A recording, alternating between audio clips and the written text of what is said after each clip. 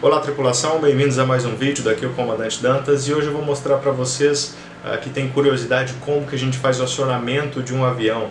Eu sei que já existem vários vídeos por aí mostrando um pouquinho sobre isso, só que eu quero dar o meu ponto de vista aqui e mostrar também comentando algumas coisas de funcionamento dos instrumentos para você poder fazer um paralelo ali com o seu carro. Então, sem mais delongas, vamos lá para dentro do simulador? Bom pessoal, vamos imaginar então que você acabou de passar no curso teórico, de piloto privado e tem apenas o conhecimento mais básico do que você viu na teoria e agora vai se encontrar com a sua primeira hora de voo, né? Então a gente está aqui em volta do nosso trainer aqui, do nosso treinador dos mais populares, o Cessna 152, e a gente vai entrar agora no seu cockpit para ver algumas das coisas básicas que precisam ser feitas antes de fato da partida. Pessoal, o que nós vamos abordar aqui basicamente são alguns princípios e procedimentos básicos para que a gente possa conhecer e acionar essa aeronave a ponto de estarmos prontos para sair no táxi, para a aeronave começar a sua movimentação inicial. Para você que é mais leigo, você ter uma ideia de quão diferente seria isso de um procedimento de ligar um carro e sair, por exemplo.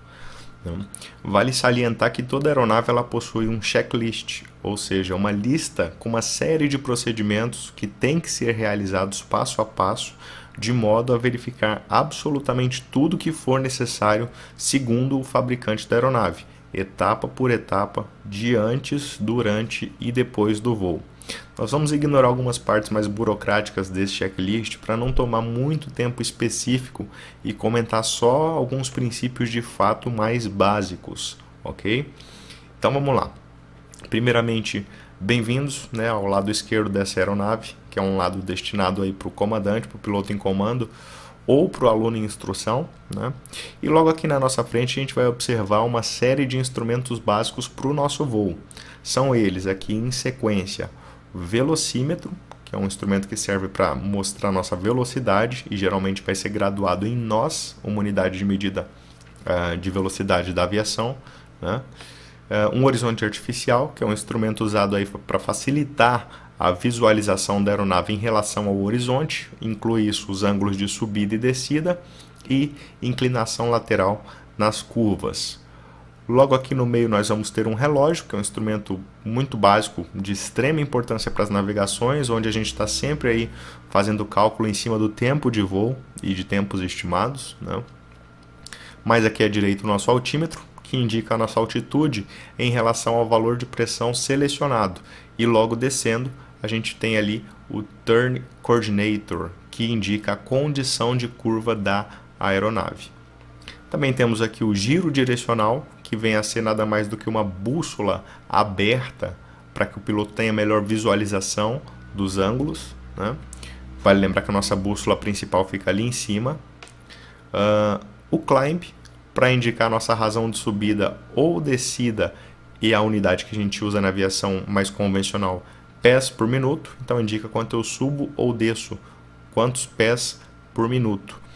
E por fim eu tenho uma coluna aqui que é referente a instrumentos básicos de radionavegação, VOR e ADF, que geralmente não são explorados por pilotos iniciantes. Então vamos deixar eles um pouquinho de lado aí. Indo para a seção aqui debaixo do painel, nós temos o Parking Brake, que nada mais é do que um freio de estacionamento, o equivalente ao que a gente chama de freio de mão aqui no Brasil, Tem a função de manter a aeronave paradinha em solo, sem deslocamento. Temos um primer, que é um cara que injeta combustível na linha do motor antes da partida, para auxiliar na partida. Indicador de quantidade de combustível nos tanques. Nós temos aqui também o master, que aciona a parte elétrica ligando a bateria e o alternador.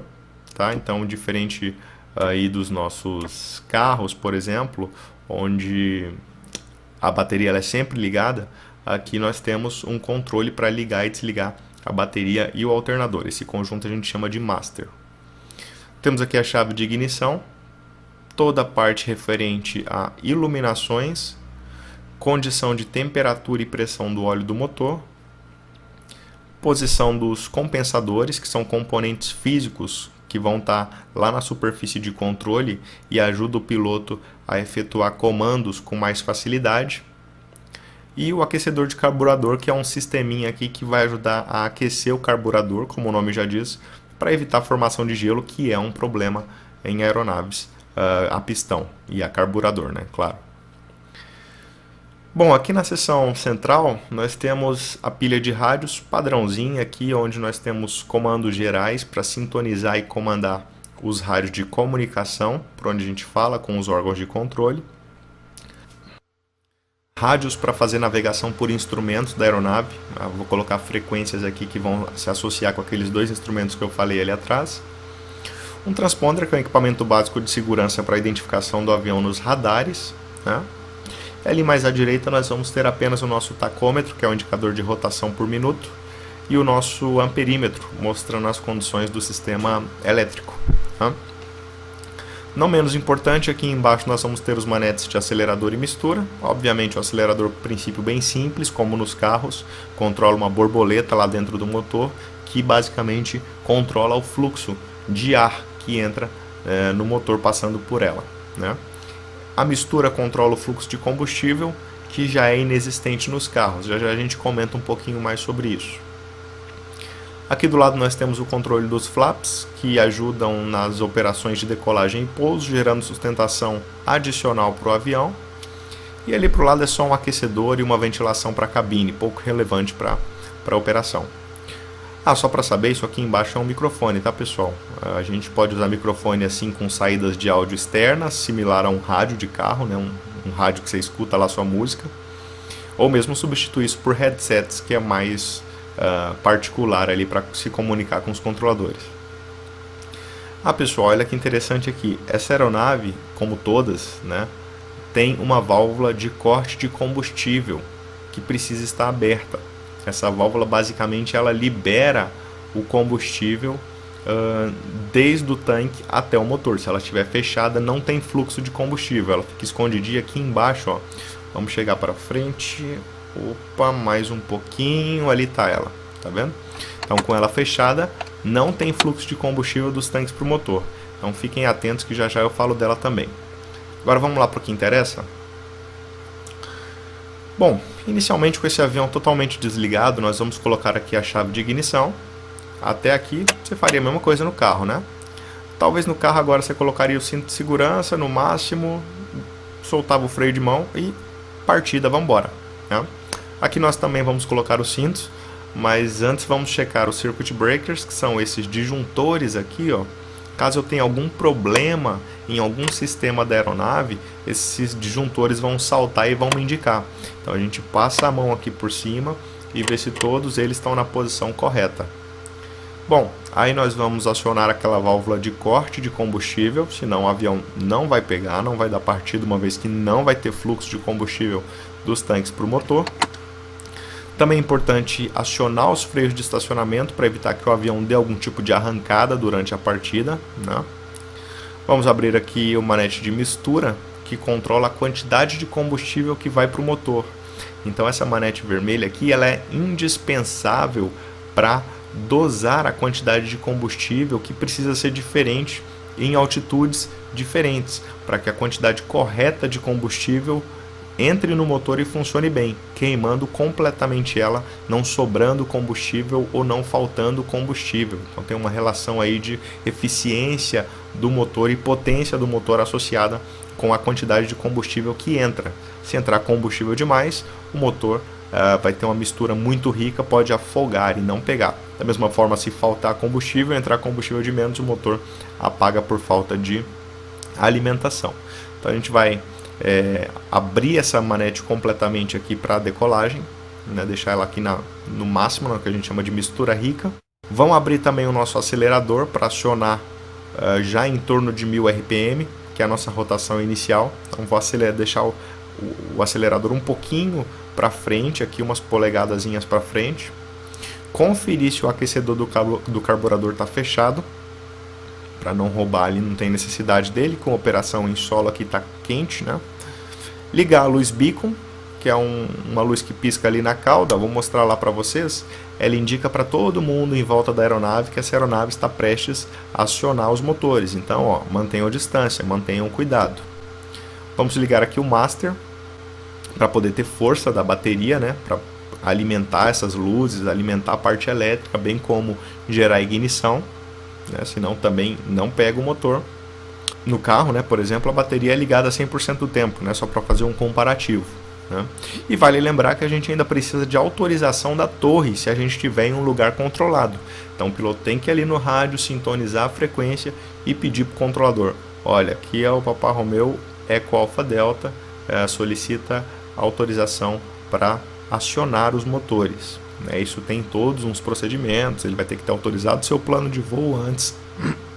Perdão, ele vai ter que ter acionado o seu plano, vai ter que ter autorizado, perdão, o seu plano de voo antes e por aí vai. Então vamos supor aqui que eu tenha essa autorização para acionar os motores. Né? Não posso acionar sem autorização. Depois de autorizado, a gente segue, desliga todo o equipamento elétrico para evitar queimas no esforço que o motor vai fazer para dar partida. A gente checa aqui toda a área da hélice para evitar pessoas em movimento ou alguma coisa que possa gerar acidente ao girar a hélice. E enfim, a gente gira a chave. Tá? E lembrando que eu cortei algumas partes burocráticas do checklist, eu só fiz aqui o básico, ok? Para girar a chave a gente gira igual no carro, só que geralmente na posição de partida, até por dispositivo de proteção, a gente vai empurrar ela um pouquinho para o fundo e aí sim dar essa posição adicional. Você precisa empurrar ela, senão ela trava. Tá? Então você gira ela na posiçãozinha adicional como se fosse o carro até que o avião pegue. O avião pegou, você retorna ela para a posição anterior ali. Okay? Antes de fazer isso, para vocês verem, imediatamente após a partida a gente vai atentar duas coisas. Eu vou olhar se o óleo atingiu pressão, porque é muito importante para eu saber se o funcionamento do motor está normal. Se eu não tiver pressão do óleo, eu vou ter que fazer o corte do motor, quer dizer que o óleo não está girando, isso é extremamente danoso para o motor. Então, acabou de dar partida, eu já olho se eu tenho indicação de pressão do óleo, ok? E depois, eu vi que tenho pressão, eu ajusto a rotação para 1000 RPM, 1000 rotações por minuto. Então, vamos lá?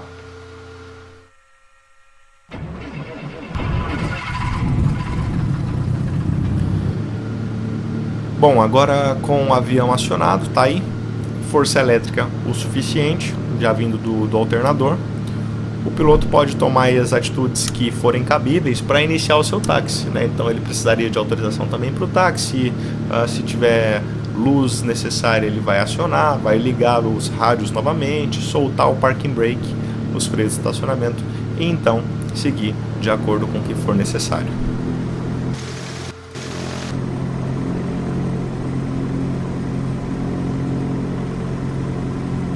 Bom pessoal, espero que vocês tenham curtido a nossa aula. Deixa o curtido aí, deixa a curtida, pode deixar o comentário com alguma dúvida que você tiver sobre aviação, que a gente vai estar sempre tentando resolver. Daqui o comandante Dantas na escuta.